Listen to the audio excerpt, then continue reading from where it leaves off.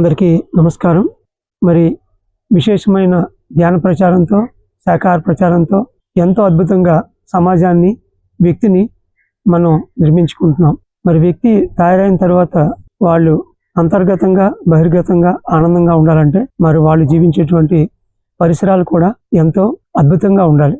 మరి ఈరోజు విపరీతంగా పెరుగుతున్నటువంటి ప్లాస్టిక్ వాడకం, భూమి యొక్క సారం తగ్గడం, మరి ఎంతో కాలుష్యం పెరిగి పెద్ద పెద్ద పట్టణాల్లో, ముఖ్యంగా ఢిల్లీ లాంటి పట్టణాల్లో మనుగడకి ప్రమాదం వాటిల్లుతున్న పరిస్థితి, దీని నుంచి మరి జరుగుతున్నటువంటి గ్లోబల్ వార్మింగ్, ఇటువంటి అన్ని విషయాల దృష్ట్యా వ్యక్తులను తయారు చేయడమే కాకుండా సమాజాన్ని కూడా మనం తయారు చేసుకున్నట్లయితే భావి తరాల వాళ్ళకి ఆనందంగా జీవించే, అమ్ముకు పీల్చే గాలి వాళ్ళకి సరిగా అందలేనటువంటి ఒక దుస్థితికి సమాజం వెళ్ళే ఒక పెను ముప్పు వాటిల్లు ఉంది.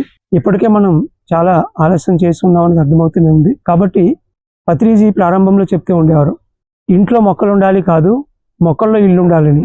అంటే అంత ఎక్కువగా ఆయన పచ్చదనానికి, ప్రకృతికి, నేచర్కి ప్రాధాన్యత ఇవ్వటం జరిగింది. మరి అంత గొప్పగా మనం ప్రకృతిని ప్రేమించేటువంటి ఆత్మజ్ఞానులుగా తయారైనందుకు మరి ప్రతి ఒక్క ధ్యాని, ప్రతి ఒక్క పౌరుడు ఈ పచ్చదనం, మరి పరిశుభ్రత, మరి కాలుష్య నివారణ వంటి అంశాల పట్ల ఎంతో ఎరుకను పెంచుకొని మరి వాళ్ళు వాడి చేతి నుంచి ఒక ప్లాస్టిక్ వినియోగం కానీ మరి ఏ రకంగానూ కాలుష్యాన్ని పెంచేటువంటి ఇబ్బంది కలగకుండా ఉండడమే కాకుండా ఎన్నో చెట్లని, మనకు ఉన్నటువంటి ఒక బాల్కనీ తీసుకోండి, రూఫ్ టాప్ తీసుకోండి, అక్కడ అద్భుతంగా మనం చెట్లు నాటినట్టయితే దాంతో మనం మన భావితరాలకి మంచి సమాజాన్ని అందించిన వాళ్ళు అవుతాం. మరి దీంట్లో భాగంగానే ప్రపంచ పర్యావరణ పరిరక్షణ దినోత్సవం 5th జూన్ పురస్కరించుకొని స్థానిక గాజువాక క్లబ్ జగ్గు జంక్షన్ వద్ద అద్భుతంగా ఒకరోజు ఈ పర్యావరణ దినోత్సవ కార్యక్రమాన్ని నేచర్ గార్డెన్స్ మరి బృందావన్ హెల్పింగ్ హ్యాండ్స్ యొక్క సంయుక్త ఆధ్వర్యంలో మనం నిర్వహించుకోబోతున్నాం.